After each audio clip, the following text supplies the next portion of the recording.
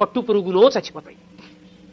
Mulberry ఆకులు పెట్టి పట్టు పురుగుని పెంచి బాగా కడుపు నిండా తిని అది పట్టు దారాన్ని చుట్టూ అల్లుకుని పట్టుగూట్లో మెత్తగా ఉంది కదా అని పడుకుంటుంది.